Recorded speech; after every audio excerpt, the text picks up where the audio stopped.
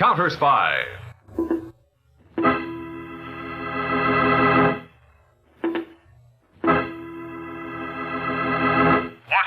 calling David Harding, Counterspy. Washington calling David Harding, Counterspy. Harding, Counterspy. Calling Washington.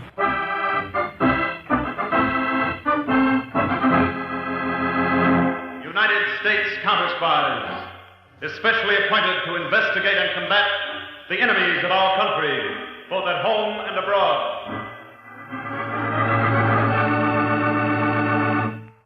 Tonight, the case of the Blackmailed Hijacker, a counter-spy report to the American people. And now, to Counterspy.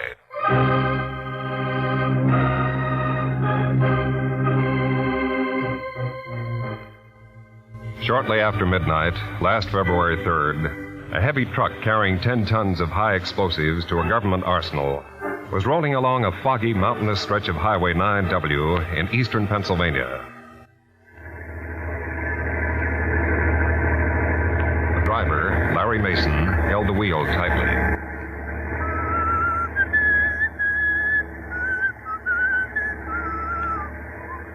Hey, Vince.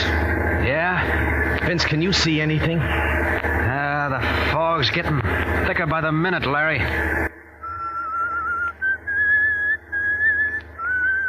For the love of Mike, Larry, if you got a whistle, at least change that tune. You know, we should have stopped before we hit this road, Vince.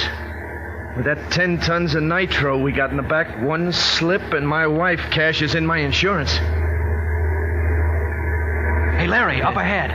Yeah, looks like a car skidded right across the road. Slow it down. And how? Well, I don't see the driver. Do you, Vince? Oh. Well, we better get out and take a look. Maybe we can help the guy. Yeah. I'll get out on your side, too.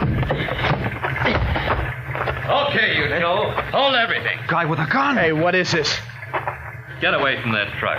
This is a hijack, sweetheart. And this is a trick I learned in the Army. Oh, kick me, will ya? Vince, look out!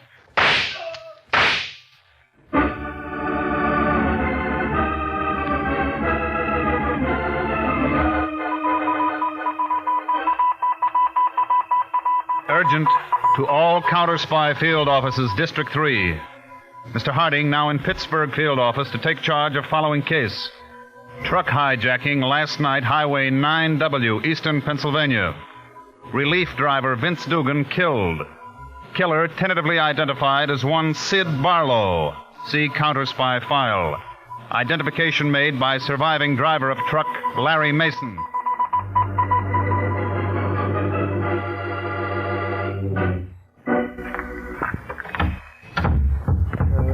Lock the door for you, Carol? Oh, no, Larry. I'm only going to the supermarket. I'll be right back. Okay. I've got to buy a lot of groceries, darling. You've got time to help me carry them back? Well, kiddo, I'm due downtown at the Counterspy field office to see David Harding. I wish you'd let me go with you. No, I don't want you to have anything to do with Larry. murders and ex-convicts. Hey, Larry Mason. Oh, hello, Steve. Hey, Larry. Going downtown, huh? Yeah, Steve, this is the wife, Carol. Honey, this is Steve Kramer, chief truck dispatcher down at the company for 6 or 7 years. Oh, Mrs. Mason, Larry hadn't ought to keep you to himself. Oh, thanks, Mr. Kramer. Larry, I'm going on to the market. See you at supper, honey. So long, kiddo. Lucky you, Larry. Don't I know it. Going downtown, too, Steve? I'm kind of in a hurry. Counterspy field office, huh? Yeah, 9 o'clock to identify the guy who killed Vince Dugan. How about a lift? Oh, you got your car, Steve? A friend of mine's got his right over here. Good. I happened to spot you, so we stopped. Good enough. Hop in, Larry. Thanks. This is a friend of mine, Mr. Marengo, Larry Mason. Hiya. Good morning. You in, Steve? Take off. Hey, Larry, I've been telling Mr. Marengo what pals you and Vince Dugan were. Vince was a great guy. Yes, it was an unfortunate accident, Larry. It wasn't an accident, Mr. Marengo. That rotten dog just shot Vince down. I understand the counterspies already picked up the guy who killed Vince from the description you gave him. Yeah. Character named Sid Barlow. All they need now is for you to pick the guy out of the lineup. I'll never forget that killer's face. I'll pick him out all right. Larry, maybe you won't pick Barlow out. Why wouldn't I hang it on Barlow if he's the guy? Tell him, Steve. Larry, 3 years ago, a con got out of the state jug in Ohio after a stretch for manslaughter. Truck accident. Yeah. He comes here to Pittsburgh, changes his name to Larry Mason, and gets a job with our company as a truck driver.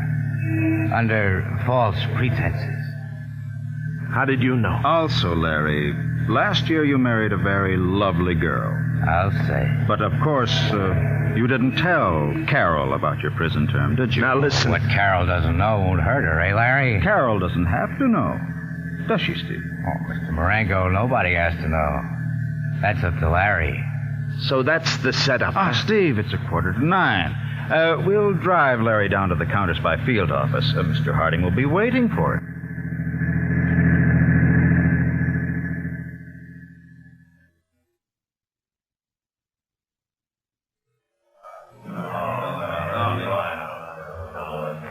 Mr. Harding, here's Larry Mason. Mr. Harding? Good morning, Larry. Sit down here with Peters and me. Yes, sir. This is our lineup room, Larry. In a few seconds, several men will come out on that platform up there behind glass. Sid Barlow among them. Now, I want you to pick out the killer. Yes, sir. The lights are so arranged that we can see the men, but they can't see us. And they can't hear us either. Conway. Yes, Mr. Harding? We're ready, Conway. You can send them out. Yes, sir. Okay, boys, you're wanted on stage. There they are, Larry. Well? The second man from the left, he looks something like him. Take your time. Well, I'm not positive now. You know, I only saw the killer from the side. Just a minute. Conway, second man from the left, turn to the right. Second man from the left. Turn to the right. He seems taller. You see the man you described to us the other day? Well, I'm not so sure now. You know, it was dark that night. Larry, Vince Dugan was your closest friend. You have a deep personal interest in bringing his murderer to trial. Sure I have. But there's even more to this case. Recently, a number of trucks carrying nitrobenzene, a powerful explosive, have been hijacked. Yes, that's what we were carrying the other night. Well, Larry, we suspect that some big international racketeer is shipping these stolen explosives to a dangerous anti-American group in the Far East. It can make all kinds of international trouble. Yes, sir, I see. Now, if you can point out the killer, you'll be helping us smash a dangerous international racket. Now, can you identify one of those men as the murderer of Vince Dugan? Mr. Harding, he's not there. Not the one who killed Vince Dugan. Mason, your original description of the murderer was an amazingly exact one and detailed. You were eager to see him punished. I'd like to know what's changed your mind. All right, Mason. You can go.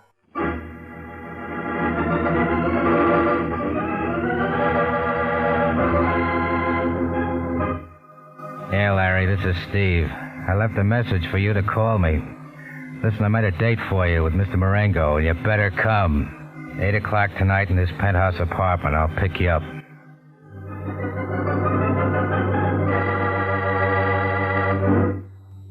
Larry, I want to thank you for not identifying Barlow yesterday at the Counterspy field office. Keep your thanks, Marengo. Larry, that's no way to act, Mr. Marengo. Well, there's nothing to talk about, Steve. You two got what you wanted, and that was the deal. Yes, Larry, that was that deal. Now I have a new deal for you. Chance to make some real dough, Larry. Not the measly dough you get for pushing a truck around for our company. I'm satisfied. Nothing so stubborn as a reformed convict, eh, Steve? Larry, I am scheduling you to take a load of explosives for the company tomorrow night to another arsenal at Bay City, alone. That powder don't get to Bay City. You see, Larry, some of my men will be waiting to meet your truck on the highway. Mr. Marengo has it all set up, Larry. All you do is take one on the chin to make the hijack look clean. Nothing doing. It's no deal, Marengo. I paid you off. I did what you wanted, and I'm through. Larry, what about David Harding? Harding? What do you mean? Larry, you did a very bad thing when you took the finger off Sid Barlow. You, an ex-con, deliberately deceived Harding. You see, Larry, you have to accept my offer. My men will expect you tomorrow night.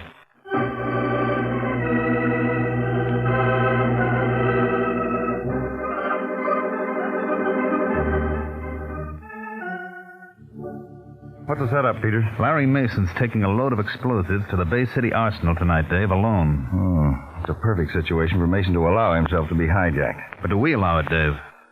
Tell you what, we'll set up observation posts all along Mason's route. Now, besides, you tail him in a car. Take at least 3 more men, armed for a capture if necessary. I'll keep in touch with all of you from the communications room.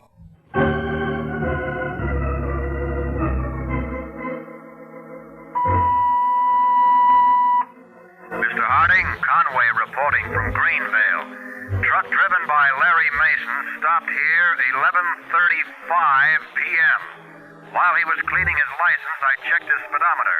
Reading 22,314 miles. Greenvale, 11:35. Driving time checks, mileage checks.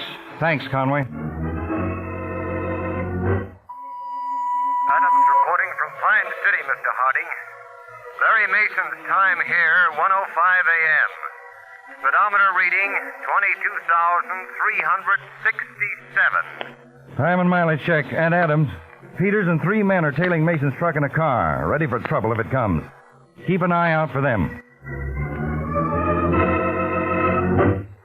Peters calling Harding from pursuing car. Something's up. What is it? Larry Mason has just turned his truck off the main highway. What's your location now? A dirt road, alternate 6A, leading up into the mountains. It's an even better spot for a planned hijacking than the highway, Peters. Keep following. Keep me informed. Peters to Harding. Larry Mason finished his run to the Bay City Arsenal without incident. You mean nothing unusual happened on that long detour he took through the mountains? Not a thing, Dave. The driver doesn't take a truckload of high explosive on a dangerous detour just for the thrill. Stick close to him. Let's see what he does next.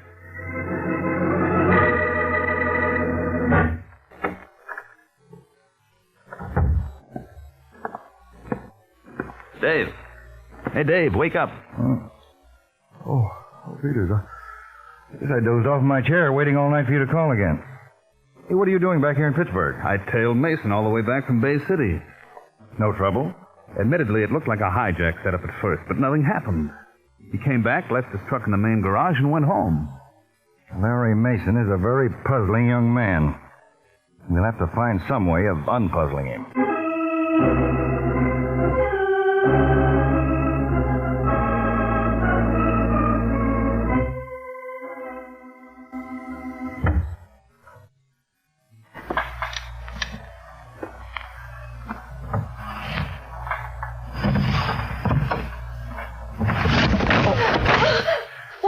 Sorry I woke you, Carol. Oh, it's you, Larry. You said you wouldn't be back from Bay City until tomorrow. Well, we have no phone here. I couldn't call you. Darling, what are you doing? Where's my suitcase? Well, it's in your closet. I'll get it. Larry, what's wrong? Well, I'm just taking my clothes. Larry, please, what's happened? Larry, you're in trouble. No, there's no trouble. I'm just fed up with Pittsburgh. That's not true. You're running out on me, aren't you? Oh, Larry. Carol, no. Honest, honey, I wasn't running. Listen, Carol, I'm in a jam. See, I have to get out of Pittsburgh now, tonight. I don't care what it is, darling. If you'll just tell me. Well, there's no time to tell you. Will you come with me? Larry, you know I will. Of all times not to have a phone. Look, I'll go down to the Crescent Airport and get tickets now, fast. All right. You pack, grab a taxi, and meet me at the airport as soon as you can. Yes. And don't worry, honey. Everything's going to be fine. Just fine.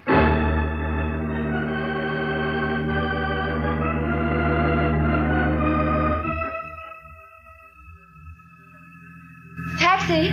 Taxi! Crescent Airport driver, please. Yes, ma'am. Oh, will you help me with some suitcases that they're on the porch? Mason, going someplace? What? Why, yes. Who are you? Get in the cab. Just a minute. I don't I told you to get in. Driver, this man, stop him. Okay, pal, let's go. All right. Let me out of here. Do you hear me? Not yet, Mrs. Mason. Where are you taking me? What do you want? I want you to give a message to your husband.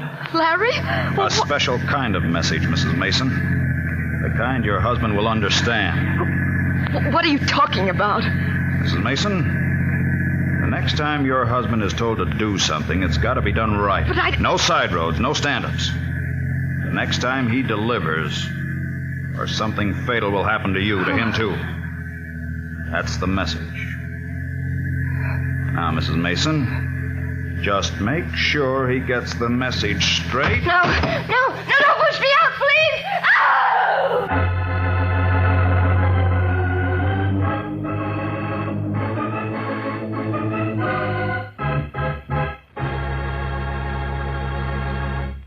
Back to Counterspy in a moment.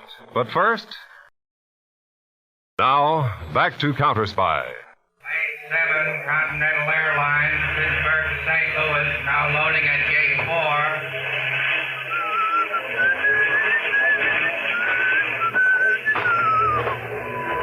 Hello, Larry. Oh, Mr. Peters. Mr. Harding's in that car over there. He wants to talk with you. Well, I'm sorry. I'm in a hurry. Larry, Mr. Harding said he wanted to talk to you. Okay. All right, get in. Hello, Larry. I'm afraid you're not leaving town, Larry. What? I saw you buy 2 plane tickets 10 minutes ago. So you saw me buy tickets. Is that a crime? Larry, you're a material witness in a murder case. I could have you held in custody for this. Yes, I guess you could. But I'm not going to. Instead, we're going back to your home. When we get there, you and your wife and I... My wife? She's got nothing to do with all this. Larry, a few hours ago, we received certain files. They explain some of your recent actions. Now I want you to be completely honest with me. I was, right along. Larry, we not only want to clean up this hijack case and Vince Dugan's murderer, but we also want to help you and Mrs. Mason. I tell you, she doesn't know anything about this. Emergency flash, Mr. Harding. Peters, car C8, go ahead. Conway, where are you now, Peters? Right outside Crescent Airport with Mr. Harding. Good. On that hijacking case, we just got a flash from City Hospital. A woman identified as Mrs. Larry Mason. Carol. Just brought into the emergency ward. She was beaten and thrown from a moving car. She said her husband was at the airport. I knew you'd gone out there. What's Mrs. Mason's condition, Conway? Very serious. She's been given sedatives. Can you locate Larry Mason there? He's right with us. We'll head for the hospital. Step on it, Peters. Use your siren. Right. Larry, now will you cooperate with us? Oh, the dirty, rotten skunks. All along you've been trying to protect your wife, haven't you? That's right. She didn't know about your record, did she? You know now I was a con. No, I never told Carol, and I was sure a jerk not to. Okay, Mr. Harding, how do you want me to help? After we see your wife, I think you can start working back in that garage.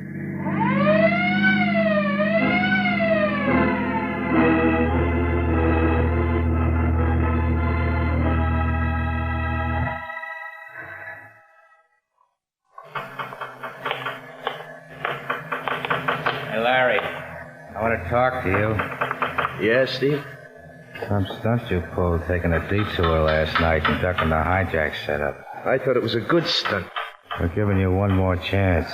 For your sake, don't disappoint Mr. Marengo again. What's the deal? I'm scheduling you to take a nitro load to the Western Arsenal tonight. What road? Route 63 through the Elder Valley. Mr. Marengo's boys will be waiting for you in the valley. By the way, Larry, I'm sorry about what happened to that pretty missus of yours. Someday I'm going to flatten your face for that, so help me. Oh, it wasn't my doing. It was Marengo's idea. Well, after this deal, Steve, we're through. Yeah, sure, Larry. Tonight you meet the boys in the Elder Valley, and then we're through.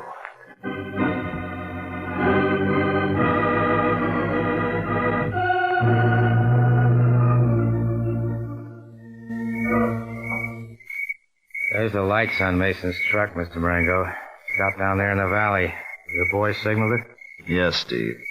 See, I told you Larry Mason would show this time. Lucky for you. My business is too rich to take chances. Chances? I've decided the truck will not be hijacked.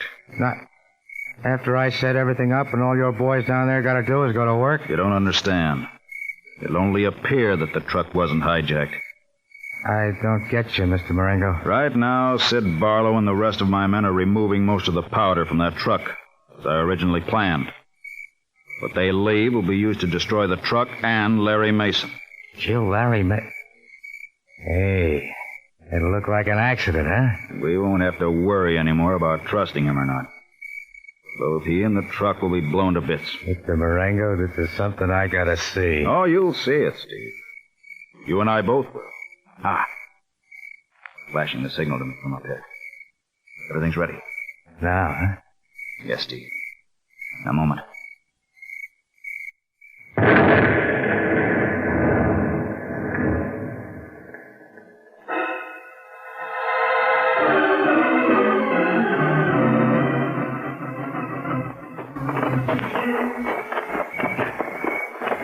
We shouldn't go near that exploded truck, Mr. Marengo. Suppose other cars come along. Then we just act like horrified witnesses. Here's the road. And here's what's left of the truck. Careful. Huh? Not all of the explosives may have gone up at once. See, there's still some flames. Some flames there, but not much truck. A very powerful explosive. Is it not, Steve? I'll say. Hey, are your boys supposed to be close by with the other cans of explosive? Yes. Yes, but Barlow should be at this spot to report to me. Why isn't he here? Hey, take another look at the wreckage. Huh? What's the matter? Here's where the driver's cab was. Only where's Larry? Where's his body? Peculiar, Steve. Very peculiar. First your boys, no sign of them. Then no sign of Larry. Don't understand it. You sure nothing could have gone wrong? My orders were clear. Hijack the truck, remove most of the explosive, blow up the truck, and Larry Mason with the rest. Yeah, but if Larry's dead, where is he? Steve, I'm over here. Marengo, you hear that? This is Larry. What? Impossible. I know his voice. He's alive. Over behind those trees. Get your gun out. I got it. Try to get him to show himself. When he does, shoot. Leave it to me. Larry? What do you want, Marengo? We want to talk to you. Come out. I'm hurt. I can't move. You got to go ahead. Come on. Where are you exactly, Larry? You'll find out, but not just Steve putting away his gun. Not a chance. Now, Steve, do it. We can get it out again quickly when we get closer. Now, come on. Not way out. Why, what's the matter, Larry? I've got a gun, too. Stay where you are, right in that patch of moonlight where I can see you plainly. Now, first, we're going to get a couple of things straight. What's he trying to do? Quiet. What is it, Larry? You've got to remember, I know that Sid Barlow murdered Vince Dugan. Yes, but what of it? And I know you and Steve got sore because I was spoiling your hijack racket. You tried to kill me tonight by blowing up my truck. That was all a mistake, Larry. From now on, we'll be good friends and trust each other. Okay, Marengo, Steve, hands in the air. What? Counterspy, Marengo, you're surrounded. Counterspy. It's a trick. Wait. All right, get their guns, Peter. Right. I'll handle Marengo. No, my face. All right, see, my hands are down. All right, Larry, leave him alone. There he is, Mr. Harding, a nice murdering quitter. You've done a good job all around, Larry, but you can leave him to us. He squealed. He trapped us. Marengo, Steve, your whole plan went wrong. After we took your triggerman Barlow and the rest of your mob, we set off that explosion. You? What, Exactly as you had planned. Except that Larry left the truck first. From the things you admitted to him a moment ago, we've got enough to send you and all your gang away for the rest of your lives.